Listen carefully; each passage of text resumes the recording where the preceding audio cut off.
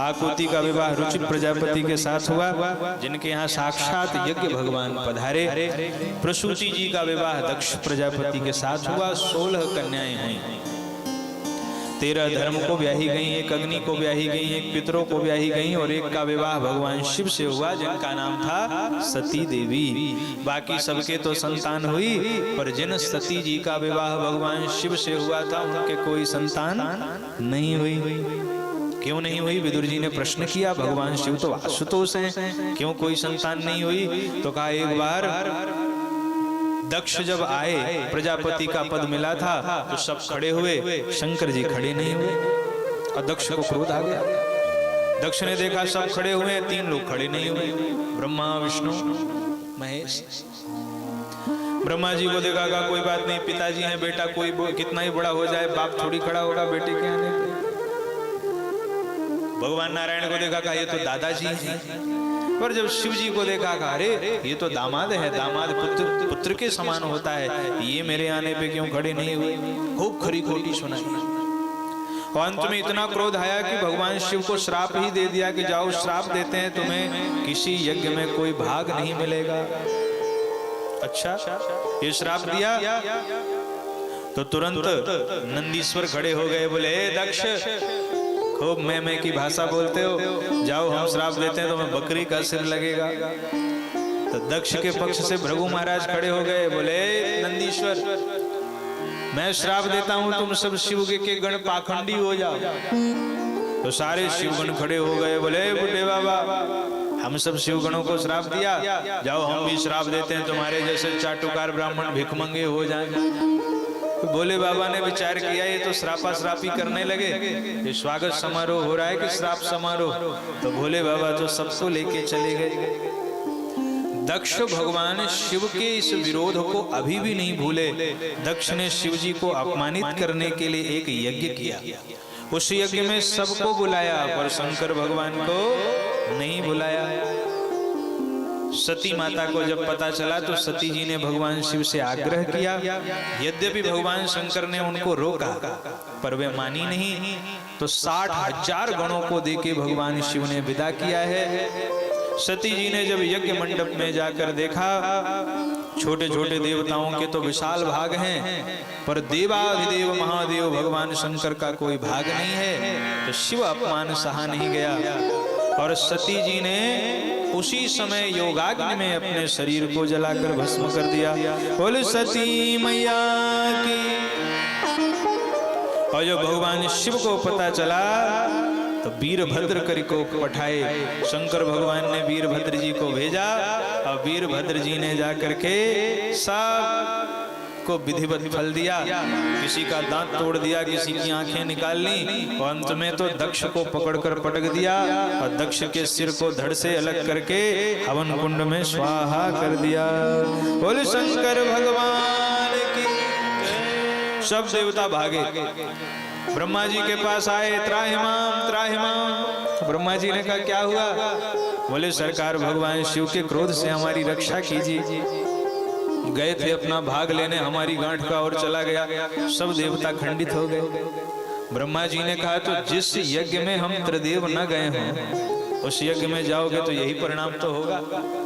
देवताओं ने कहा खाई सो खाई, आगे खाई सो राम दुहाई, एक बार तो बचाओ किसी तरह। ब्रह्मा जी ने कहा चलो शिव जी की शरण में चलें, वो भगवान शंकर ही चाहेंगे तभी हम सबकी रक्षा हो सकती है। सब देवता भगवान शिव को की शरण में आ गए और भगवान शिव तो भोलानाथ हैं, भगवान शिव आशुतोष हैं। भगवान शिव शीघ्र प्रसन्न हो गए। बोल शंकर भगवान की जय। भोले शंकर दयालु से बढ़कर देवता कोई दानी नहीं है। भोले शंकर दयालु से बढ़कर देवता कोई दूजा नहीं है। भोले शंकर दयालु से बढ़कर देवता कोई दूजा नहीं है। भोले शंकर दयालु से बढ़कर देवता कोई दूजा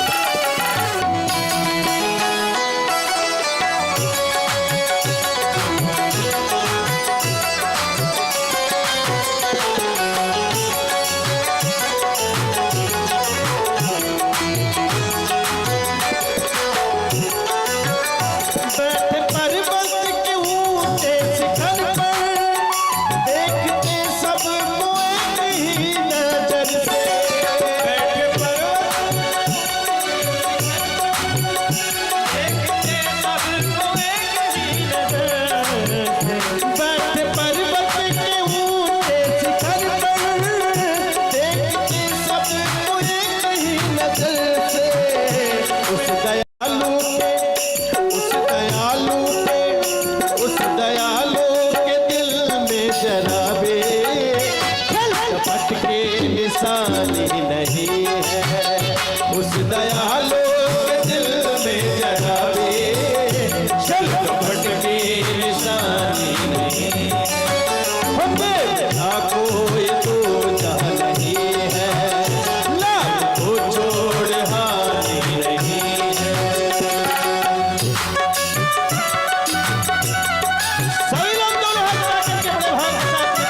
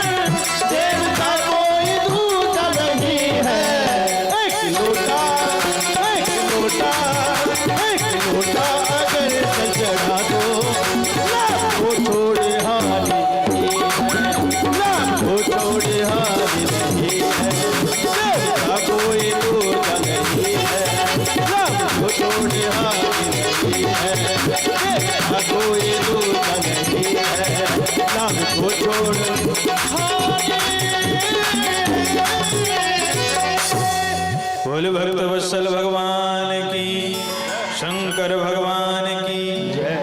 भगवान शिव से निवेदन किया तो भगवान शिव ने जाके पुनः उस यज्ञ को संपन्न किया, दक्ष को जीवन दान दिया। और यही कारण था कि सती और का विवाह भगवान शिव से हुआ, उनके कोई संतान नहीं हुई।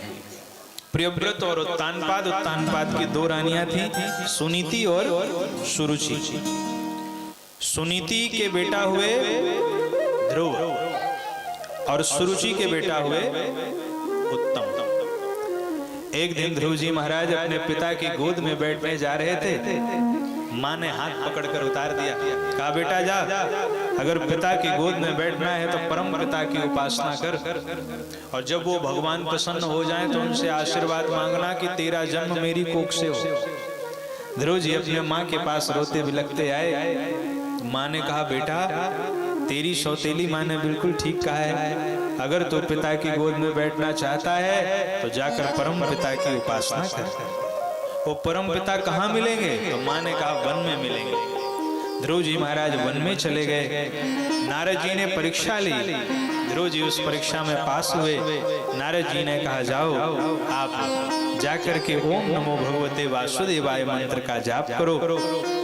ध्रुव जी महाराज ने ओम नमो भगवते वासुदेवाय मंत्र का ऐसा जाप किया ऐसा प्राणायाम चढ़ाया कि सब देवताओं की प्राणवायु अवरुद्ध हो गई। सब देवता भगवान नारायण के पास गए, सरकार हम सांस नहीं ले पा रहे।